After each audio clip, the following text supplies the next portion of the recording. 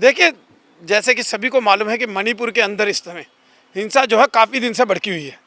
उसका मूल कारण जो है इस हिंसा का, वो है एसटी का दर्जा।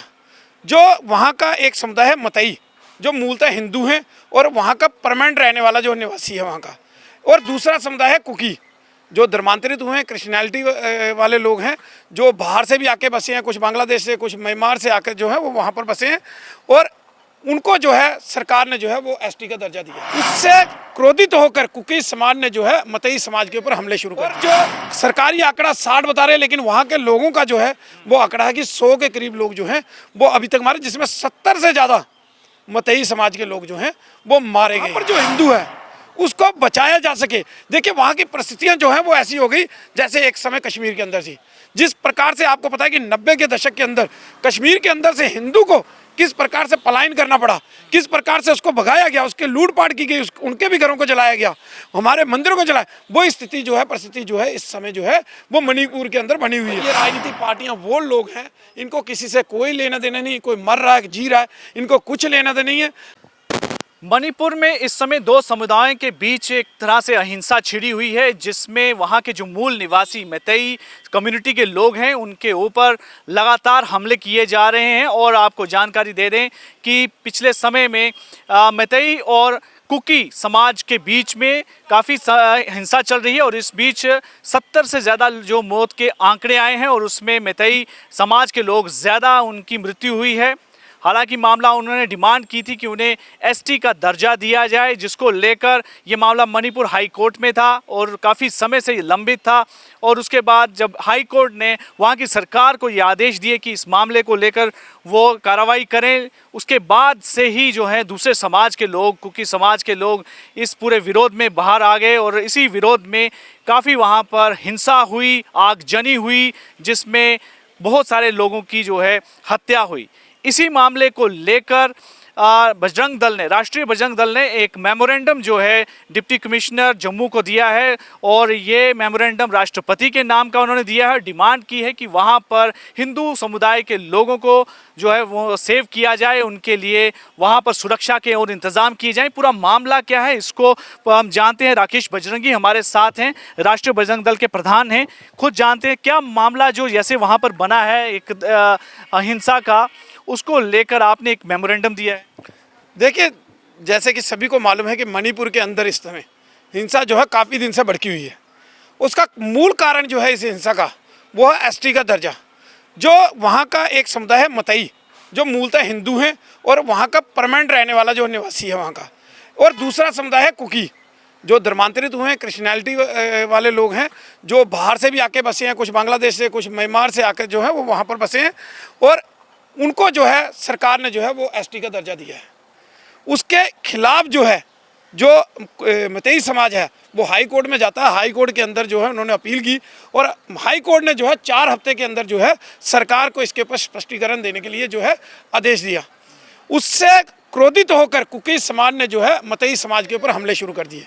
उनके घरों के अंदर आगजनी, अभी तक जो आंकड़ा मीडिया के माध्यम से जो पता चल रहा है, 1800 से ज़्यादा घर जो है वो जलाए गए हैं इसके अंदर।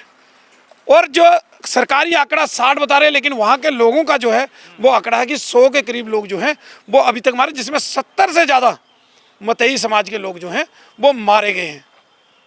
तो हमने आज जो मेमोरेंडम है वो महामहिम राष्ट्रपति महोदय जी के को दिया है, ताकि वहाँ पर जो हिंदू है उसको बचाया जा सके। देखिए, वहाँ की परिस्थितियाँ जो हैं वो ऐसी हो गई जैसे एक समय कश्मीर के अंदर थी।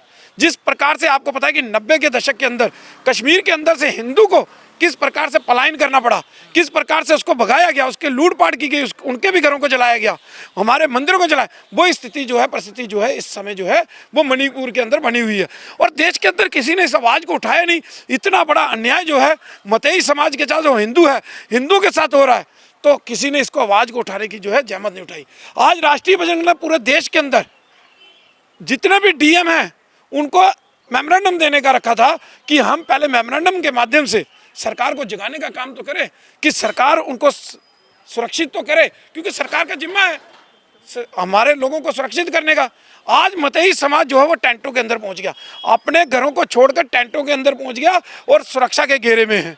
लेकिन मैं आपसे यही जानना चाहता हूं कि मतई समाज जो आपने कहा मूलतः वहां के मूल निवासी हैं और हिंदू रिलीजन से आते हैं ये लोग, लेकिन जिस तरह से वहां पर हिंसा भड़की हुई है, लेकिन आपने देखा कि दूसरे कई जो पॉलिटिकल पार्टीज हैं उनकी तरफ से कोई ज़्यादा इस पर रोष और विरोध नहीं हुआ है। आप इस चीज़ पर कैसे देखते हैं?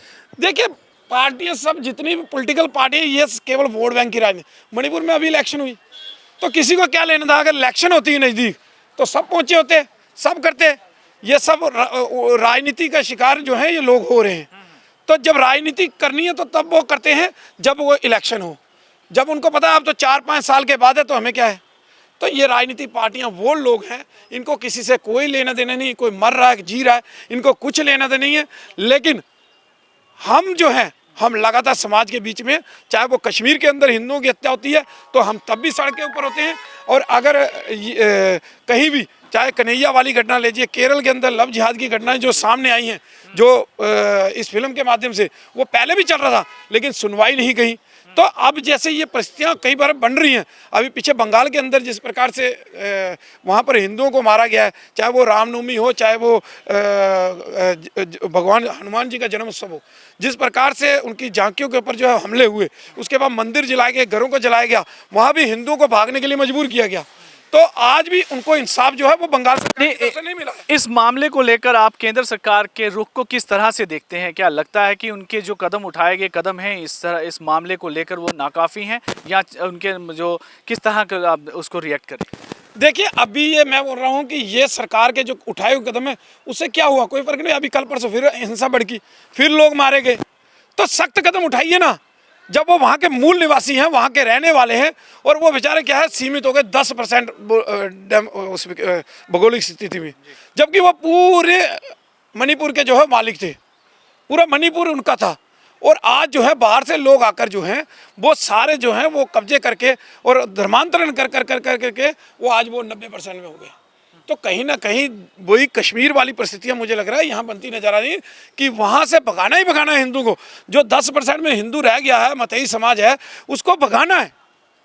तो ये चीज़ें हैं, इसके ऊपर हमें लड़ाई लड़नी पड़ेगी, क्योंकि अगर हिंदू समाज जो है उन मतई समाज के हिंदुओं के साथ खड़ा नहीं हुआ तो मुझे लगता है कि मणिपुर भी हिंदुओं से जो है वहीन हो जाएगा। तो अभी आपने जैसे सुना कि जिस तरीके से कश्मीर में कश्मीरी पंडितों को जो है वहाँ से निष्कासित किया गया, उनको मजबूर किया गया, इसी तरह की स्थिति कुछ जो मणिपुर में इस समय बन रही है कि वहाँ के जो मूल निवासी मैतेई समाज है उसके ऊपर अत्याचार किए जा रहे हैं, वायलेंस किया जा रहा है वहाँ के दूसरे जो कम्युनिटी का, उसी के विरोध में आज इन्होंने आवाज़ उठाई है। और इसको लेकर एक मेमोरेंडम जो है राष्ट्रपति के नाम इन्होंने डिप्टी कमिश्नर जम्मू को सौंपा है कि इस पर जल्द से जल्द जो है कदम उठाए जाएं, और इसको जागरूक करने के लिए उन्होंने कहा है कि अपनी इस मुहिम को ये जारी रखेंगे।